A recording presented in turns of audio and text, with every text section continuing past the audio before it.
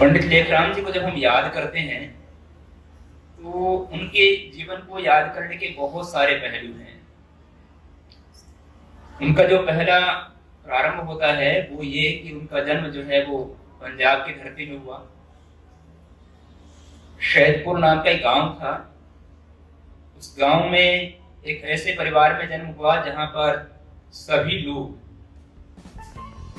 उस समय में आर्य समाज तो था नहीं, लेकिन भारत की प्राचीन परंपराएं जिस परिवार में विद्यमान थी और जिसमें बहुत अपने धर्म के प्रति, अपने सिद्धांतों के प्रति बहुत जीवट था, ऐसे परिवार में पंडित लेखराम जी का जन्म हुआ था। पंडित लेखराम जी जो हैं वो बहुत बचपन से ही बहुत मेधावी रहे, बहुत बुद्धिमत्ता संपन्न। और दूसरा जो उनके जीवन का एक बड़ा पक्ष है वो ये था कि वो अपने कर्तव्य के प्रति शुरू से ही बहुत निष्ठावान थे। जो लक्ष्य बनाते थे उस लक्ष्य को पूरी जीवट के साथ में, पूरी कर्तव्य परायणता के साथ में जीते थे। और उनके मन में एक जो बड़ा भाव था वो ये था कि जैसे हम और महापुरुषों को खोजते हैं, उस सत्य को खोजना चाहते हैं, ऐसे ही पंडित लेखराम जी के जीवन में भी एक जो बड़ा पक्ष था वो सच्चाई को खोजना चाहते थे कि वास्तव में जो जीवन है उसका रहस्य क्या है, उसकी सच्चाई क्या है और क्या इतने मतपंथ हैं उनमें वास्तविकता क्या है। और इसके लिए पंडित लेखराम जी ने शुरू से ही सभी धर्मों के, सभी मतों के, पंथों के ग्रंथों को पढ़ना शुरू कर दिया। और जब वो इसी क्रम में बहुत गहराई से अध्ययन कर रहे थे तो उस समय में उनके पास में एक बहुत बड़ा नाम आता है कन्हैयालाल अलगधारी जी का। उनके ग्रंथों को उन्होंने पढ़ा और उनको पढ़ने के बाद में उनको महर्षि दयानंद जी महाराज का पहला परिचय मिला। और जब उनसे ऋषि दयानंद के बारे में परिचय मिला तो वो उसको परिचय को सुनकर के वहां पर रुके नहीं। उन्होंने ऋषि दयानंद के ग्रंथों को पढ़ना शुरू कर दिया। और उनका जो जन्म था वो 1858 में हुआ था। ऋषि दयानंद के ग्रंथों को उन्होंने पढ़ा और पढ़ने के बाद में उनके जीवन में एक बड़ा परिवर्तन शुरू हो गया। उनको लगा कि हमारे जो अब तक की जो बहुत सारी मान्यताएं हैं, कुरीतियां हैं, वो सब स्वीकारने योग्य नहीं है। जो हम अंधविश्वास करते हैं, जो मूर्ति पूजा करते हैं, ये सब के सब जो है हमारे जीवन में श्रेष्ठ नहीं है और उन्होंने उसको त्यागने का संकल्प ले लिया। लेकिन वो इससे भी आगे जाते हैं और उन्होंने अपने जीवन में बहुत तेजी के साथ में, सामान्य रूप से एक व्यक्ति जीवन में अपनी पड़ाव की यात्रा शुरू करता है, कोई किसी दिशा में जाता है, कोई जॉब ढूंढता है, कोई काम ढूंढता है और एक लंबे समय में थोड़े से कदम आगे बढ़ता है। लेखराम जी का जीवन ऐसा नहीं था। वो बहुत बचपन से ही बहुत तेजी के साथ में विस्तार करते थे और उन्होंने शुरू में ही अरबी और फारसी दोनों भाषाओं का अध्ययन कर लिया था।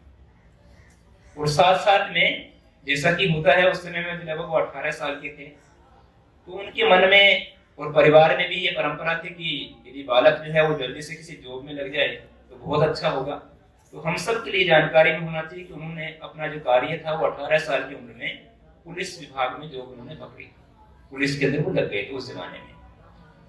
लेकिन साथ साथ में वो ग्रंथों का अध्ययन करते रहे, पढ़ते रहे और उसके बाद में महर्षि दयानंद जी महाराज से उनकी भेंट हुई। उनको जब मालूम पड़ा कि ऋषि दयानंद जो है वो अजमेर में रहते हैं तो वो अपने जन्म स्थान से बहुत जल्दी ही उन्होंने ऋषि दयानंद से मुलाकात का अपना कार्यक्रम बना लिया और वो ऋषि दयानंद से मिलने के लिए अजमेर में पहुंच गए। ऋषि दयानंद के दर्शनों ने उनकी अब तक के जितने भी प्रश्न थे वो सारे के सारे जो प्रश्न थे, जो शंकाएं थी, उनमें वो सारी शंकाएं उनकी समाप्त हो गई और उनके जीवन में जैसे अंधकार में कोई प्रकाश की किरण आ जाती है तो इसका सारा अंधकार जो खत्म हो जाता है, ऐसे ही ऋषि दयानंद के जीवन में निमित्त बने और उनके जीवन के सारे अंधकार खत्म हो गए। ऋषि दयानंद की भेंट को उन्होंने लिखा कि जब मैंने ऋषि दयानंद के दर्शन किए तो मैं जब रास्ते में जा रहा था तो किसी ने मुझसे पूछ लिया कि ये आकाश जो है ये भी व्यापक है और ईश्वर भी व्यापक है। जब दोनों व्यापक हैं तो एक साथ एक दूसरे के अंदर कैसे रह सकते हैं? यही प्रश्न उन्होंने ऋषि दयानंद से पूछा। तो ऋषि दयानंद ने उनको उत्तर दिया कि देखिए, ये जो लोहा है ये गर्म हो रहा है, इसमें लोहा भी है इसमें अग्नि भी है, इसमें ऊष्मा भी है, और इसमें और भी कई चीजें जो है वो व्याप्त है। तो ऋषि दयानंद का समाधान ये था कि जो जितना व्यापक होगा उसमें कोई और जो व्यापक चीज होगी वो उसमें समाविष्ट हो सकती है, उसमें सूक्ष्म के रूप में जा सकती है। और उसके साथ उन्होंने और भी प्रश्न पूछे थे, और उन प्रश्नों के साथ में बताते हैं कि ऋषि दयानंद ने उनको एक पुस्तक दी थी जिसका नाम था अष्टाध्यायी। आप में से अष्टाध्यायी ये नाम सुना? सुना? अष्टाध्यायी ये जो पुस्तक दी थी ऋषि दयानंद ने उनको भेंट दी, ये जो अष्टाध्यायी पुस्तक है ये महर्षि पाणिनि की रचना है, और ऋषि दयानंद के जीवन में जो परिवर्तन हुआ था गुरु विरजानंद जी से, उसके मूल में यही अष्टाध्यायी थी। तो वही अष्टाध्यायी उन्होंने लेखराम जी को भेंट की थी, और उसके बाद वो लेखराम जी जो हैं उन्होंने अपने जीवन में उस पुलिस की जो जॉब थी, नौकरी थी, उसके त्याग पत्र दे दिया, और उसके बाद वो एक तरह से आर्य समाज के कार्यों के लिए समर्पित होने लगे। वो समर्पित होने का जो उनका जीवन था वो साधारण जीवन नहीं था, वो बहुत तेजी से काम करते जाते थे। और इसके जो उदाहरण मिलते हैं, क्योंकि उनका जीवन का तो हर दिन ही अपने आप में नए नए उदाहरणों से भरा हुआ है। उनका जीवन का एक एक दिन जो है वो वर्षों के समान है, वो युगों के समान है। लेकिन उनकी जो कुछ कुछ घटनाएं हैं जिनसे कि उनकी जिंदगी के कुछ खास पहलू जो है वो हमारे सामने आते हैं। मैं क्योंकि समय तो हमारे पास में इतना ही है, मैं 2 4 5 7 जो घटनाएं हैं उनके बारे में जरूर यहाँ पर आपके साथ में विचार साझा करूंगा। एक तो ये था उनके जीवन का रहस्य कि वो अपने जीवन में कभी भी ईश्वर की उपासना का त्याग नहीं करते थे। जिंदगी में महापुरुषों को पढ़ना बहुत अच्छा है, लेकिन उससे भी ज्यादा जरूरी है कि महापुरुष जिस कार्य को करते थे उसको अपने जीवन में आचरण में लाने का प्रयास करना। तो वो अपने जीवन में उन्होंने संकल्प बनाया हुआ था कि चाहे कितनी भी मुश्किल परिस्थिति हो, चाहे कहीं भी जा रहे हो, आ रहे हो, लेकिन वो अपनी संध्या उपासना का त्याग कभी भी नहीं करते थे। और इसका एक बड़ा अद्भुत सा उदाहरण उनके जीवन में मिलता है कि एक बार वो मुंशी राम जी के साथ में, जो बाद में स्वामी श्रद्धानंद जी हो गए, उनके साथ में वो यात्रा कर रहे थे, और एक ही गाड़ी में जब वो यात्रा कर रहे थे तो शाम का समय हो गया। शाम का समय आजकल तो अर्थ ये होता है कि हम लोग जो है पहले अपने काम जितने होते हैं उनको निपटाते हैं, ये करते हैं, और उसके बाद में समय मिलता है तो सामान्य रूप से व्यक्ति सोचता है कि ईश्वर भक्ति भी हमारे जीवन का एक अर्थ है और इसको हम कर रहे हैं। लेकिन लेखराम जी के साथ में ये नहीं था। लेखराम जी का जीवन का एक रहस्य था कि वो जो कुछ भी करते थे वो सब कुछ करते थे, लेकिन वो सब कुछ ईश्वर की भक्ति के बीच में था, संध्या के बीच में था। तो वो जब रास्ते में जा रहे थे तो अचानक उन्होंने पूछा कि कहीं रास्ते में वो रुके, और उन्होंने आसपास में कोई पानी की जगह थी, और वहां पर उन्होंने जो है अपने हाथ पैर धोए, और उसके बाद में आकर के उन्होंने पूछा कि पीने का पानी है कहीं पर? तो वहां पर पानी तो था नहीं। उसके बाद तुरंत जाकर के वो उसी गाड़ी के अंदर ही बैठ गए और संध्या करने लगे। स्नान तो हुआ नहीं, कुछ भी नहीं हुआ था, न स्नान हुआ न कुछ हुआ, केवल रास्ते में जा रहे हैं और संध्या में बैठ गए। थोड़ी देर के बाद में वो अपनी संध्या उपासना करके जब लौटे वापस आए तो किसी ने पूछ दिया कि हो गई पेशावरी संध्या? पेशावरी संध्या, पेशावरी संध्या का मतलब है जो पेशावर के रहने वाले थे, पेशावर के स्थान पर उनका लंबा कार्यक्रम चलता था, तो उन्होंने पूछ दिया कि हो गई पेशावरी संध्या? पूछने वाले का अर्थ ये था कि इस तरह से कैसे संध्या हो सकती है? यदि आपने हाथ पैर नहीं धोए, अच्छी तरह से स्नान नहीं किया, तो आप संध्या कैसे कर सकते हो? बात गलत भी नहीं थी, लेकिन जो पंडित लेखराम जी का जो उत्तर था वो बहुत अद्भुत था। लेखराम जी ने उत्तर दिया कि नहीं, मैंने संध्या की है, और उन्होंने कहा कि याद रखो, स्नान जो है वो कर्म होता है, स्नान जो है वो कर्म होता है, और संध्या जो है वो धर्म होता है। इसलिए मुश्किल परिस्थिति पड़ने पर आप कर्म को छोड़ सकते हो, परंतु धर्म को नहीं छोड़ सकते। और इसलिए लेखराम जी ने ये करके बताया कि जीवन में आप जब इस संध्या के धर्म का पूरी जिम्मेदारी से पालन करेंगे आज भी, तो व्यक्ति के जीवन में पाप, कलमश, तनाव कुछ भी जीवन में आ ही नहीं सकता। ये उनके जीवन का एक अद्भुत उदाहरण रहा। इसके साथ साथ में लेखराम जी का जो है ये भी जीवन का एक बड़ा रहस्य था कि उनका इस करनाल की धरती से भी बहुत बड़ा संबंध रहा है। ये जो करनाल जहाँ पर हम लोग बैठे हैं, यहाँ पर लेखराम जी का ये समझो कि बहुत प्यार था इस धरती से। यहाँ पर वो महीनों रहते थे इस धरती के ऊपर, और वो रहते भी इन्हीं मार्च और अप्रैल के महीनों में। कोई क्रम बना हुआ था और आपको आश्चर्य होगा कि मैं भी उनकी जीवनी पढ़ रहा था तो उसमें लिखा हुआ है कि मार्च के महीने में 1894 में, 1895 में और 1896 में, 1897 में तो परलोक चले गए, फिर 1894, 1895 और 1896 के जो महीने थे मार्च और अप्रैल के महीने में, उस समय में वो करनाल की धरती पर आते थे। और जब वो आते थे तो स्वामी श्रद्धानंद जी, जो बाद में स्वामी श्रद्धानंद जी बन गए, उस समय में महात्मा मुंशी राम जी थे, वो भी उनके साथ में ही यहाँ पर आते थे।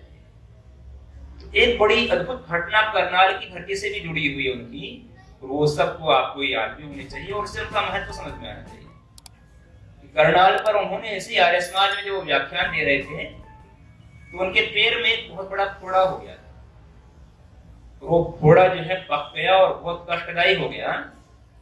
तो लेखराम जी ने आर्य समाज के जो अधिकारी थे उनसे कहा कि मुझे जो है फोड़ा दिखाना है, कोई डॉक्टर है आपके यहाँ? तो आर्य समाज के अधिकारी ने कहा कि हाँ डॉक्टर है, और उन्होंने किसी मुस्लिम डॉक्टर का नाम बताया। मुस्लिम डॉक्टर को नाम बताया तो लेखराम जी बोले कि कोई आर्य समाजी डॉक्टर नहीं है?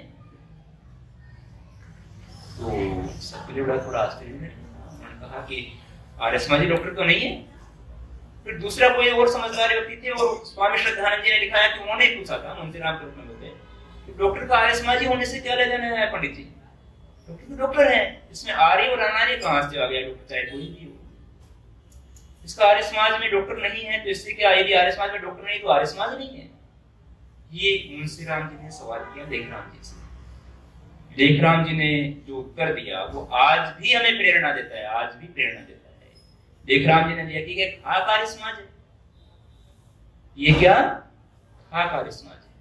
वो कहते हैं कि जो आर्य समाज अपने आसपास में रहने वाले डॉक्टर्स को, अध्यापकों को और विद्यार्थियों को आर्य समाज ही नहीं बना सकता, वो कैसा आर्य समाज है? उन्होंने कहा कि जड़ को सींचोगे तो पेड़ अपने आप हरा होता चला जाएगा।